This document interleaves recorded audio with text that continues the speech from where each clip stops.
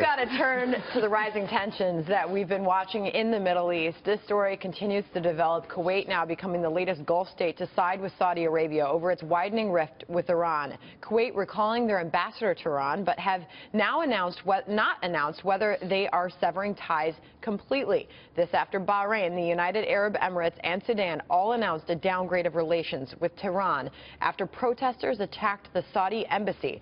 Former CENTCOM Commander General Anthony Zinni telling me yesterday that this could have major repercussions for business in the region.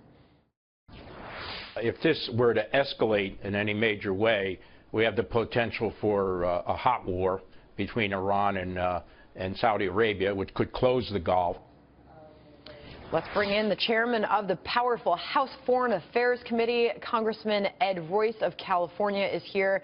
Chairman, the White House simply trying to avoid picking sides here. It is tough to tell who is our friend and who is our foe these days. But the perception in the region, if you talk to the Jordanians or you talk to the Israelis or the Gulf states, is that the administration is tilting to Iran.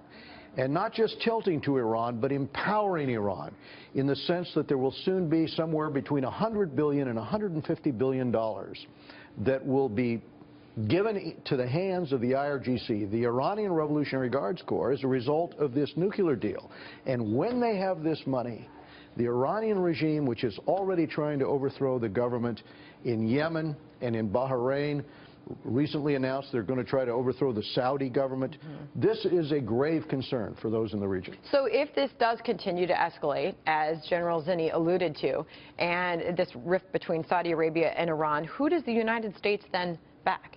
Well, we need, with respect to Iran, we need a policy of more backbone, not a policy of backing down. And what others have seen in the region is the United States continue to retreat in the face of Iran's provocations, not just in terms of the violation of the sanctions on its ballistic missile program, where it recently tested missiles, or firing missiles off the coast near our carrier, or taking another American hostage, which they recently did. All of these actions by Iran and our failure to enforce the sanctions that would be in place but for the administration's retreat here have created this feeling throughout the region that no one's safe from Iran's ambitions. Congressman, right before the end of the year, the administration looked like it was going to be imposing new sanctions in response to this ballistic missile development.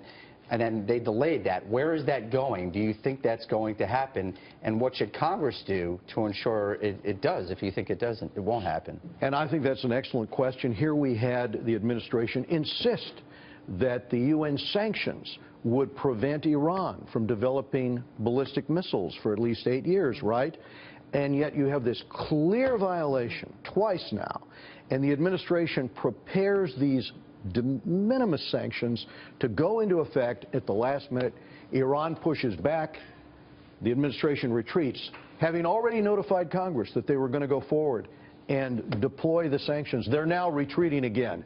So this is what puts the great question mark in the minds of those in Israel and those in the Gulf states and in Egypt. Well, let me ask this.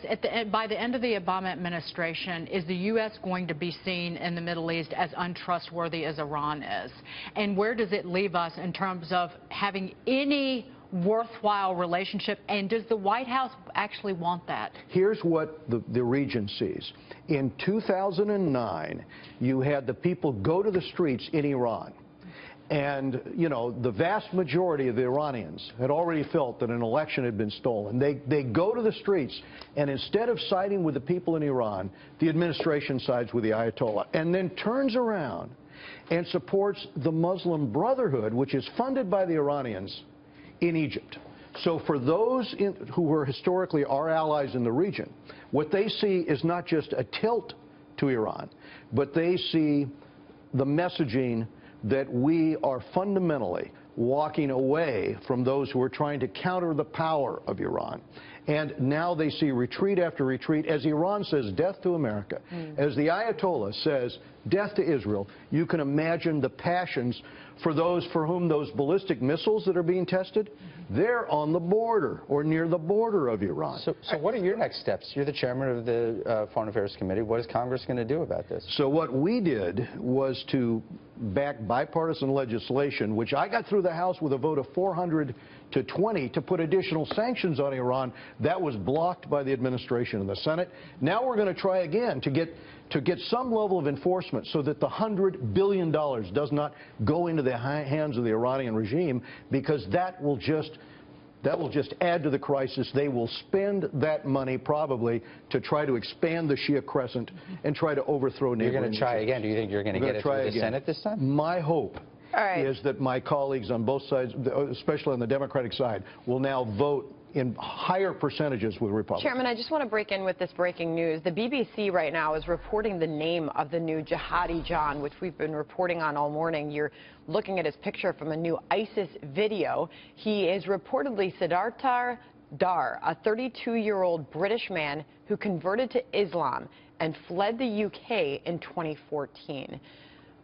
What is your reaction to that? I recently spoke to the foreign policy members in London in their Foreign Affairs Committee about this problem, which they're sharing also with us, of conversions. The foreign minister and the ambassador from France have talked to us also about this problem of conversions to ISIS. We have got to do something about the internet with respect to the ability to recruit. And, you know, as the French ambassador said to us on the Foreign Affairs Committee, look, we can reach consensus that when child predators go on the internet, we take that down. Why can't we reach consensus that when ISIS is recruiting on the internet, we can't have that kind of cooperation? Yeah. So again, we need U.S. leadership on this, and we haven't seen a lot of leadership. So just a little bit more on this, a little bit more about this jihadi John. He fled the UK with his wife and children after skipping bail in September 2014.